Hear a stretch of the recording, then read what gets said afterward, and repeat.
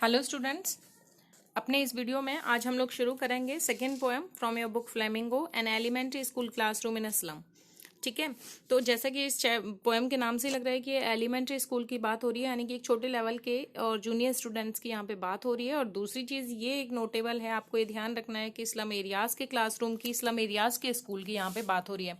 Slum areas undeveloped areas को बोला जाता है, ठीक है, जहाँ पे जो बेसिक फैसिलिटीज़ हैं उनकी कमी होती है। So such areas are called slum areas. Let's move further, we will know about the explanation or we will know the meaning of each line, line by line हम लोग इसको एक्सप्लेन करेंगे।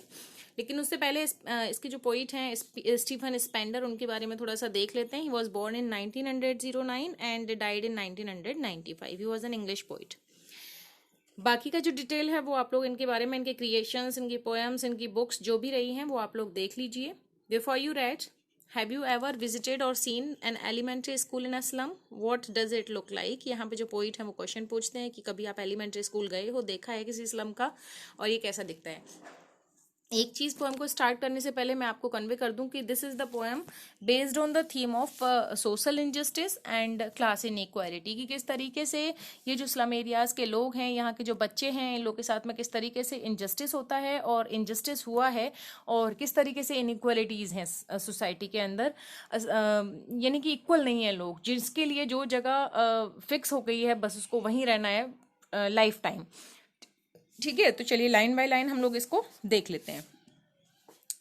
तो यहाँ पे जो पोइट हैं वो शो कर रहे हैं इस पोएम के अंदर बेसिकली कि जो स्कूल क्लासरूम है स्लम एरियाज का, वो उनकी जो कंडीशन है वो बहुत ज़्यादा पैथेटिक है, मिजरेबल है। ठीक है, और यहाँ पे जो बच्चे हैं इस स्कूल के अंदर वो कैसे हैं, बहुत ही एक तरीके से कहो अनडेवलप्ड हैं, वीक हैं, उन सारी चीज़ों को यहाँ पे पोइट डेपिक्ट करते हैं।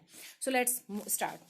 फार far from gusty waves these children's faces like rootless weeds. हम इसको थोड़ा सा तेजी से करेंगे, so be concentrate over there. Rootless weeds the hair torn around their pallor. देखिए बच्चों, मैं स्टार्ट कर रही हूँ इसको, और यहाँ पे एक एक चीज का जो गस्टी वर्ड आया है इसका मीनिंग होता है स्ट्रॉन्ग। ठीक है, एंड दीज चिल्ड्रंस फेसेस, इन बच्चों के चेहरे। फार फार मीन्स बहुत ज्यादा दूर हैं, स्ट्रॉन्ग वेव्स से। ठीक है, like rootless weeds the hair torn around their pallor. एक चीज, ये जो सेकंड लाइन है पहले हम लोग यहां से शुरू करेंगे। ठीक है ना, तो इसको देखिए, जो रूटलेस वीड्स यहाँ पे पोइट ने बोला है, इन वीड्स का मतलब होता है अनवांटेड प्लांट्स कहिए, या तो अनवांटेड प्लांट्स, और या फिर कहिए अनयूजफुल, जिनका कोई यूज ना हो। ठीक है, अनयूजफुल प्लांट्स। ठीक है, ये होते हैं वीड्स। तो यहाँ पे जो पोइट है वो बोल रहे हैं कि ये जो बच्चे हैं जो कि फार फार फ्रॉम गस्टी वेव्स हैं, गस्टी वेव से, स्ट्रॉन्ग वेव्स ऑफ सी से बहुत ज्यादा डिस्टेंस पे रहते हैं, उनके जो येलो फेसेस हैं, उनके ऊपर जो उनके बाल हैं वो टॉर्न अराउंड हैं। टॉर्न अराउंड का जो मीनिंग होता है वो होता है स्कैटर्ड अराउंड। क्या होता है बच्चों? Scattered around. स्कैटर्ड अराउंड का मीनिंग होता है बिखरा होना। ठीक है ना, तो उनके येलो फेसेस पे उनके जो हेयर हैं वो स्कैटर्ड अराउंड हैं, टॉर्न अराउंड है, and that's why these children are looking, और these faces are looking like rootless weeds. इसलिए जंगली, ये जो रूटलेस वीड्स को हम अनवांटेड और अनयूजफुल वाइल्ड प्लांट भी बोल सकते हैं, जो कि खुद से ही पैदा हो जाता है, उबड़ खाबड़ सा होता है, उलझा हुआ सा रहता है, कुछ इस तरीके का। ठीक है, एक बार फिर से लाइन का मीनिंग देख लीजिए। Here in these lines, the poet conveys us about the children who lives there in slum areas, and just they are sitting in a classroom of an elementary school, and the poet says that far far from gusty waves, इन बच्चों के चेहरे हैं strong waves से काफी distance पे हैं, और उनके जो yellow faces हैं, उन पर जो बाल टॉर्न अराउंड हैं, जो बिखरे हुए हैं, वो रूटलेस वीड्स के जैसे या अनवांटेड और अनयूजफुल वाइल्ड प्लांट के जैसे लग रहे हैं। आगे देखिए, यहाँ पे जो फर्स्ट एक करेक्टर वो हमारे सामने रिप्रेजेंट करते हैं वो है टॉल गर्ल। ठीक है, तो the tall girl with her weighed down head, weighed down head का मतलब होता है सर को झुका के बैठ जाना। तो ये जो लड़की है वो उस क्लासरूम के अंदर अपने सर को झुका के बैठी हुई है, टेबल पे अपने सर को टिका के बैठी हुई है। दूसरा करेक्टर वो रिप्रेजेंट करते हैं अ पेपर सीमिंग बॉय, मतलब पेपर सीमिंग बॉय, पेपर के जैसा पतला दिखने वाला, ठीक है। एंड विद रेड्स आईज, उसकी आंखों को रेड से कंपेयर करते हैं। क्यों करते हैं? क्योंकि वो बहुत पेपर सीमिंग है, बहुत दुबला पतला सा है, इसलिए उसकी आंखें भी कैसी हैं, वीक हैं, और वीक आंख होने की वजह से वो बहुत छोटी हो गई हैं। That's why the poet is telling rat's eyes. The stunted, इसी बच्चे के लिए, इस लड़के के लिए, पेपर सीमिंग बॉय के लिए पोइट आगे बोलते हैं कि वो द स्टंटेड है और अनलकी हायर है। कैसे? स्टंटेड का मतलब होता है undeveloped, undeveloped means lack of nutrition उसको मिला है। अनलकी हायर है, हायर तो है, हायर का मतलब क्या होता है? उत्तराधिकारी। क्या होता है बच्चों? उत्तराधिकारी। लेकिन यहाँ पे वो उत्तराधिकारी किस चीज का है? अनलकी। किस चीज का है? अपने फादर की एक डिजीज का है, वो आगे आएगा देखिए। Of twisted bones, twisted bones का हायर है, ट्विस्टेड बोन्स का उत्तराधिकारी है, इसलिए वो क्या है? अनलकी है। क्योंकि उसको जो ट्विस्टेड बोन्स है ना, अपने फादर की ग्नारल्ड डिजीज से मिली हैं। मतलब उसके पिता की जो बोन्स थी वो ट्विस्टेड बोन्स थी, ठीक है ना। तो उसको वो उत्तराधिकार में मिली हैं, इसलिए उसको पोइट बोलते हैं अनलकी हायर। आगे बोलते हैं, सॉरी, उस वही बच्चे के लिए बोला जा रहा है कि वो क्या कर रहा है? रिसाइट कर रहा है अपने लेसन को, नहीं, अपनी डेस्क से इस बीमारी को रिसाइट कर रहा है। यानी कि जो पोइट है वो बोल रहे हैं कि उसके दिमाग में अपनी उस बीमारी को लेके ही बातें चल रही हैं, ख्याल चल रहे हैं, उन्हीं को वो रिसाइट कर रहा है बार बार अपने माइंड के अंदर, ठीक है। थर्ड देखते हैं, at back of the dim class one unnoted sweet and young. आगे बोलते हैं कि back of the dim class में, उस अंधेरी सी क्लास में जिसमें कि अंधेरा है, उसमें अननोटेड बैठा हुआ एक स्वीट और यंग, यानी कि एक सुंदर सा छोटा सा बच्चा अननोटिस बैठा हुआ है, जिसको कोई नोटिस नहीं कर रहा है, ऐसा है। His eyes live in a dream, उसकी आंखों में सपना है। किसका? Squirrels game in a tree room. वो बैठा हुआ है क्लास के अंदर, लेकिन उसकी आंखों में जो सपना है वो ट्री रूम के अंदर स्क्वेरल के गेम का है। यानी कि ट्री में कोई एक ऐसी जगह है, उसका कोई होल है जिसमें वो गेम खेल रही है स्क्वेरल, तो उस सपने को वो देख रहा है। एंड अदर देन दिस, और ऐसे ही दूसरे सपने भी उसकी आंखों में हैं। तो यहाँ इस फर्स्ट स्टैंजा के अंदर जो पोइट ने डिस्कस किया है वो कुछ बच्चों को लेके, 3 बच्चों को लेके किया है, और किस तरीके की उनकी कंडीशंस हैं, कैसे उनके बाल हैं, कैसे वो बैठे हैं, उनको क्या प्रॉब्लम्स हैं, ये सारी चीजें। सेकेंड स्टैंजा हम लोग देख लेते हैं। यहाँ पे राइटर सीधा सीधा बोल रहे हैं ऑन सौर क्रीम बॉल्स। SOUR, सौर का मतलब होता है बच्चों अनप्लेजेंट। क्या होता है? अनप्लेजेंट होता है। अनप्लेजेंट का मतलब क्या होता है? जो अच्छी ना लगे, ठीक है। सौर क्रीम वॉल्स मीन्स अनप्लेजेंट। जो क्रीम वॉल्स हैं वहां पे उस क्लासरूम की, वो उन पे क्या है? डोनेशंस और शेक्सपियर का हेड का पिक्चर लगा हुआ है। डोनेशंस मीन्स होता है चंदे में दी हुई जो चीज़ें हैं। देखिए मोस्टली क्या होता है कि यहाँ के जो टीचर्स या प्रिंसिपल जो भी कोई होता है, तो उनको क्या करते हैं लोग बाग?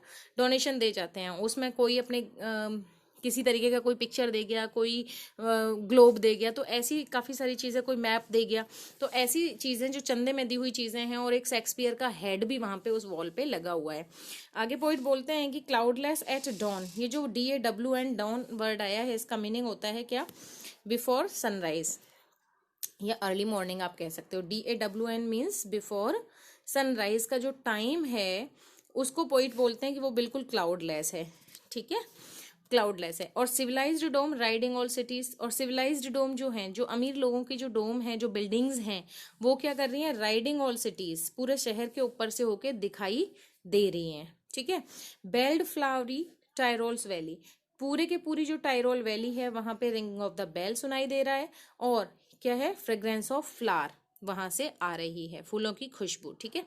आगे देखिए, आगे पोइट बोलते हैं कि open handed map awarding the world it's world. और ये जो ओपन हैंडेड मैप है, यानी कि वो लोग जो कि सिविलाइज्ड डोम में रहते हैं, यानी कि जो अपने आप को सिविलाइज्ड बोलते हैं, ये जो वर्ल्ड है ना, ये जो वर्ल्ड है, ये उन्हीं के हाथों से बनाया हुआ है, खुद को ही उन्होंने अवार्ड की फॉर्म में दे रखा है। यानी कि उनके उस संसार में इन बच्चों के लिए कोई जगह नहीं है, वो ओपन हैंडेड मैप है जो उन्होंने खुद अपने लिए बनाया है। Because they were in power, क्योंकि वो पावर में थे, इसलिए वो ऐसी जगहों पे चले गए, और इन बच्चों के पास, इन लोगों के पास में वो कैपेसिटी नहीं थी, इसलिए ये इन स्लम एरियाज में अपना लाइफ स्पेंड कर रहे हैं।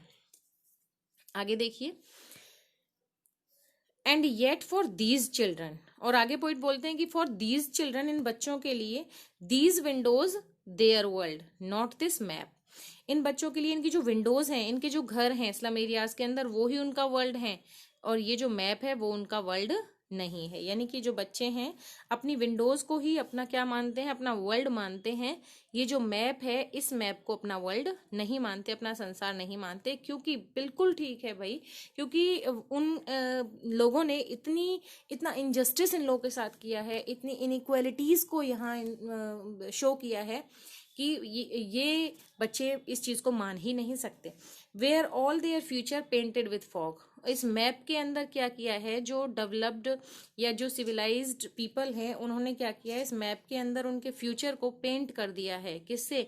With a fog. फॉग का मतलब यहाँ पे ऐसा नहीं कोहरे से पेंट कर दिया है, फॉग ऑफ अनसर्टेनिटी से कर दिया है। फॉग ऑफ अनसर्टेनिटी अगर मैं कहूँ तो यहाँ पे इसका मतलब हो जाएगा, अनसर्टेनिटी मीन्स कोई निश्चित नहीं है कि उनको कब तक इस तरीके की जिंदगी जीनी पड़ेगी, इस तरीके की लाइफ वो लोग कब तक स्पेंड करेंगे। तो यहाँ पे जो पोइट हैं वो बोलते हैं कि जो सॉर क्रीम वॉल्स हैं, अनप्लेजेंट क्रीम वॉल्स हैं, और उन पे क्या है, डोनेशंस की चीज़ें और शेक्सपियर का सर लगा हुआ है, सर का पिक्चर लगा हुआ है, ठीक है, और जो कि यूजलेस है इन बच्चों के लिए, किसी भी तरीके से वो यूजफुल नहीं है। और आगे पोइट ये भी बोलते हैं कि for these children this world painted in the pictures is meaningless, और उनकी जो खुद की जो डर्टी और अनप्लेजेंट सराउंडिंग्स है ना, सिर्फ वही उनका वर्ल्ड है। इस तरीके से पोइट यहाँ पे इस स्टैंजा को कंप्लीट करते हैं। आगे देखते हैं stanza number 3। A narrow, sorry अभी तो इसी का बाकी है। Narrow street sealed with a lead sky, और उनकी ये जो नैरो स्ट्रीट है, यानी कि उनकी जो जगह है जहां वो लोग रहते हैं, उसके लिए पोइट बोलते हैं कि उसको सील्ड कर दिया गया है। किससे? लीड स्काई से। Lead sky means blue grey sky, या फिर गंदगी की जो जगह है उससे सील्ड कर दिया गया है। या फिर हम ये कह सकते हैं कि उनका जो लाइफ है उसको सील्ड कर दिया गया है, प्रोग्रेस ना हो इस तरीके से। या हम लोग ये कह सकते हैं कि जो उनकी लाइफ्स है ना, उनका जो जिंदगी है, they live in a world where the fog of uncertainty dominates their future. ऐसे संसार में वो लोग रह रहे हैं अनसर्टेनिटी के, जहाँ पे उनके फ्यूचर पे अनसर्टेनिटी डोमिनेट करती है। उनको किसी तरीके की, किसी प्रोग्रेस की कोई एक्सपेक्टेशंस नहीं है कि कभी वो प्रोग्रेस कर भी पाएंगे। Far far from rivers, capes and stars of world, और वो काफ़ी डिस्टेंस पे हैं, काफ़ी दूरी पे हैं रिवर से, केप से और स्टार से। आगे देखिए next stanza, what the poet wants to convey. Surely Shakespeare is wicked, यहाँ पे इस स्टैंजा के अंदर थोड़ा इंपॉर्टेंट है, क्वेश्चन यहाँ से बन सकता है कि शेक्सपियर इज विक्ड। यहाँ पे जो पोइट है वो शेक्सपियर को विक्ड बोलते हैं और मैप को एक बैड एग्जाम्पल बोलते हैं। ऐसा क्यों बोलते हैं? वो ऐसा इसलिए बोलते हैं क्योंकि जो शेक्सपियर है उनके जो नोबल वर्क हैं, ठीक है, those noble work are of no use, है ना, and they can't help in improving their cursed face, और उनके जो वर्क हैं वो उनकी इस कर्स्ड फेट को, उनके इस प्रॉब्लम को, उनके इस भाग्य को नहीं बदल सकते।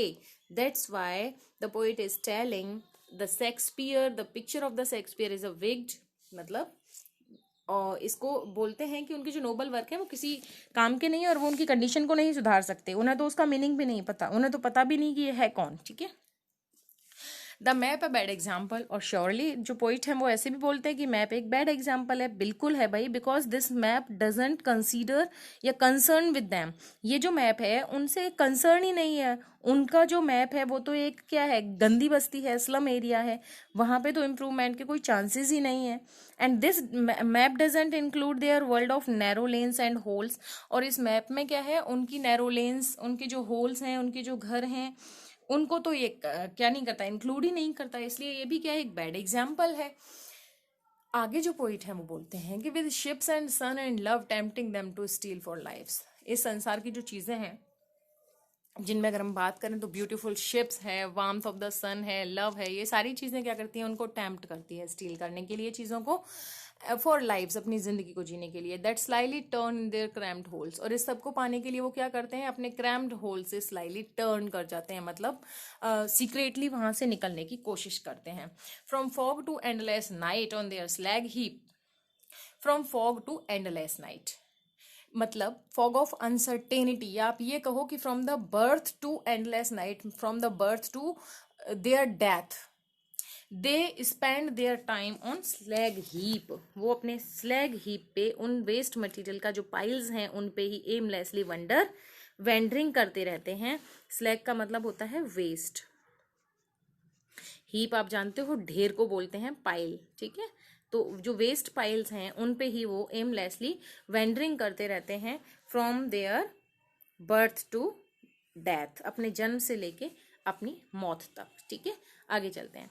These children wear skins peeped through bye bones, आगे इन लाइंस में बहुत अच्छी बात एक पोइट उन लोगों के लिए बोलते हैं कि उनकी कंडीशन को डिस्क्राइब करते हैं, क्योंकि उनकी जो बोन्स है ना वो पीप्ड आउट होती हैं, कहाँ से, उनकी स्किन से। उन बच्चों की जो बोन्स हैं वो उनके स्किन से पीप्ड आउट होती हैं। एंड स्पेक्टिकल्स ऑफ स्टील, और उन्होंने जो चश्मे पहने हुए हैं ना, जो स्पेक्टिकल्स डाले हुए हैं आंखों में, वो उनका रिम तो स्टील का है, स्टील रिम्ड है, लेकिन विद मैंडेड ग्लास है। मैंडेड ग्लास मीन्स उनका जो शीशा है वो चटका हुआ है, जैसे कि like a bottle beads on a stone, जैसे कि किसी बॉटल को स्टोन पे मार दिया जाता है तो उसमें क्रैक्स आ जाती हैं, the same way they are wearing the mended glass, ठीक है। उनके जो स्पेक्टिकल्स हैं उसका ग्लास मैंडेड है।